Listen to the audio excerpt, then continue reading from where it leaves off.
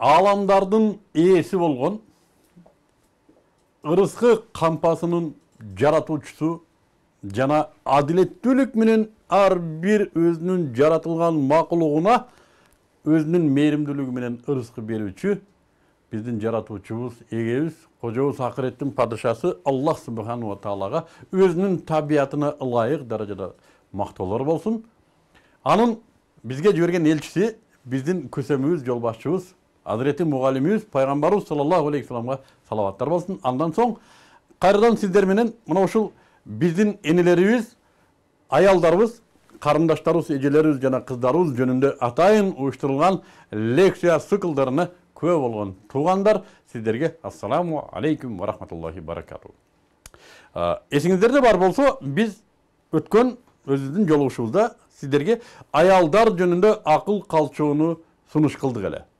Бүгүн мына ушул сунушубуздун экинчи жолугушуусу. Бүгүн да сиздер менен жогоруда айтылгандай эле энелерибиз жөнүндө, аялдарыбыз, карындаштарыбыз, кыздарыбыз жөнүндө сүйлөшөбүз. Бүгүн сиздер менен ушул жолугушууда биз кыз менен ата эненин ортосундагы мамилеге азын оолак болсо да токтолгону аракет кылабыз. Анткени бүгүн коомдо эң маанилүү маселелердин бири ата эне кызга көңүл бурбай калыптыр. Муну моюнга алышыбыз керек. Балким кимдир бирөө кызына көңүл буруп атканын мен аны багып атамын деп айтышы мүмкүн. Балким тууралап айтканда, кимдир бирөө кызына дордойдон кийим сатып берсе, же окуп аткан болсо контрактын төлөп койгон болсо, же тамагын алып берип атса, мен кызымды багып атамын деп, көңүл буруп атамын деп ойлошу мүмкүн. Мен ойлоп көрсөм, бул көңүл буруу эмес экен. Кызга кыздай көңүл буруу бул такыр башка нерсе экен. Кыз, кечирип коесуздар, бүгүн мына ушул бизди курчап турган айланадагы менин байкашымча, байкуш өзүнүн турмушу менен эле чоңоюп баса берет экен. Эл жеген оокатты жеп,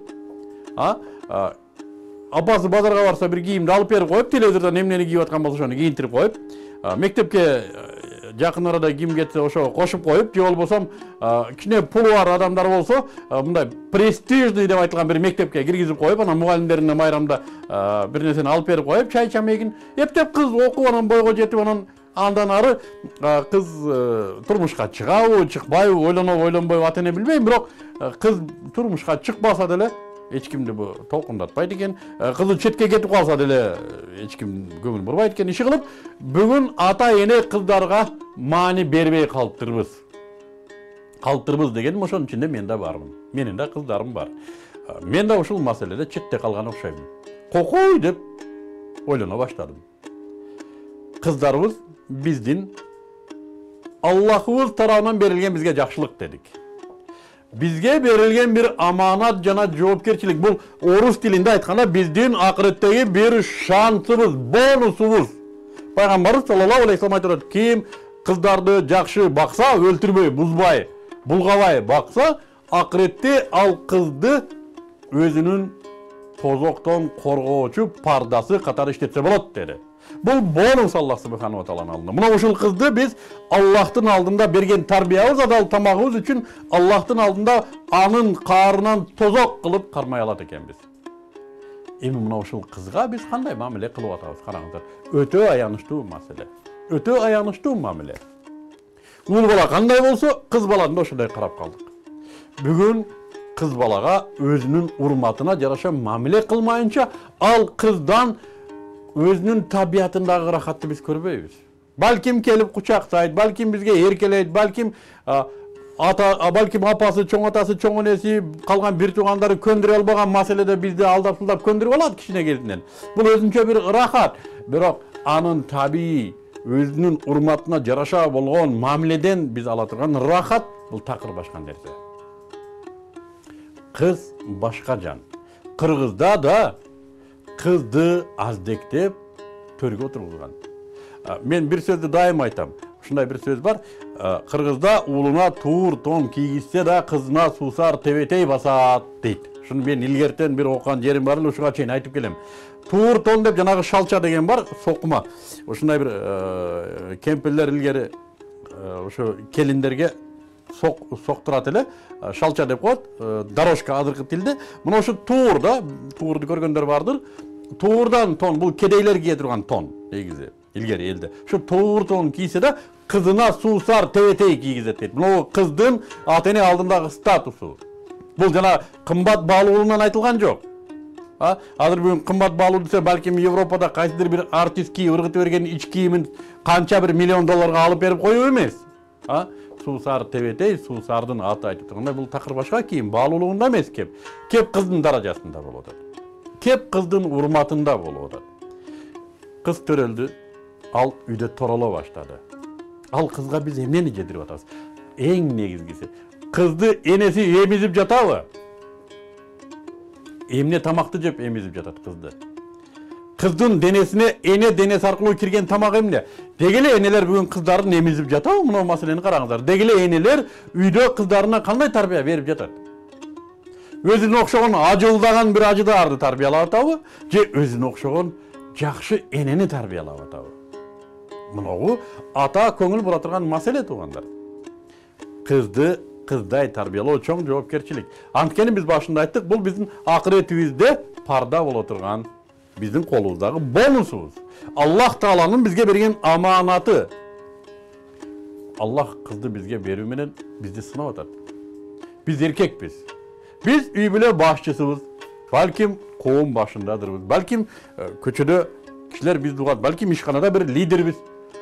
Бирок биздин чыныгы башкаруучулугубуз, чыныгы лидерлигибиз, эркектигибиз каяктан билинет? Кызыбызга кылган мамиледен. Биз ага чындап камкордук кылып атабыз же эле табигый камкордукпу? Эми мен атасы болгон үчүн ушундаймын да. Жок. Жоопкерчилик менен мамиле кылуу. Ал кызды бузуп койбо. Мына ушул кичинекей кезден башталат. Кайсы тамакты жей баштады? Эмнени сүйлөп тили чыкты? Телевизордон эмнени көрүп жатат? Мына маселе. Бүгүн атайын кыздар үчүн чакалак кезинде телевизоруңуздарды бир күн кечке отуруп көрүңүздөр, өзүңүздөр ишке кетесиздер, ошон үчүн көрбөйсүздөр. Күндүзү кыздар эмнени көрөт үйдө? Балдар деле. Мен балдар жөнүндө мен сүйлөгөм келбейт, анткени алар жөнүндө дайым сүйлөп келебиз. Кыздар жөнүндө. Мен бир күн сарасеп салсам, телевизордон берилген продукциянын дээрлик 70-80% кыздарга багытталат экен. Болгондо да чакалак кичинекей кезинен башталат экен. Мультфильмдин образдарын караңыздар. Сексуалдуу, татынакай, бирок каардуу, ушундай бир тырмакчан, ушундай бир канкор образдар берилет. Мультфильмдерден. Ал эми көркөм фильмдерди караңыздар, балдар үчүн арналган көркөм фильмдерде да кыздар кандайдыр бир мындай бир заар, ичинде мындай бир мыкыр, ата-энесине дайым бир жамандык кыла коеюн, мына жердин атасын чымчып алайын, энесин мындай бир кайгыга батырып алайын деген образдар бериле баштады бүгүн фильмдерден. Биз кечке иштебиз. Кыздарыбыз эмнени көрүп атат үйдө? Мунагу көңүл бура турган маселе. Мен бир молдокенин сөзүн айтып берейин. Ал молдоке чоң дааватчы. Үйүндө телевизор да жок. Дайым дааваттан келет, дааватка кетет, дааваттан келет, дааватка кетет. Аялы да чоң дааватчы. Ошол айтат, бир күн кышында үйгө келсем, жолдо келатып кар жаап, желкесине кар түшүп калыптыр. Үйгө кирсем, 3 жашар кызым айтып атат дейт. О, Дед Мороз деп дейт. Шайым кетип калды дейт. Буну каяктан укту бул деп дейт.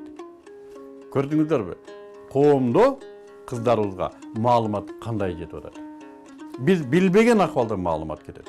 Биз байкабаган акыбалда ал адам, анын психологиясы күн сайын ушинтип калыптанып образдар менен калыптанып отурат, түшүнүктөр калыптанып отурат, жашоо эрежеси анда калыптанып отурат.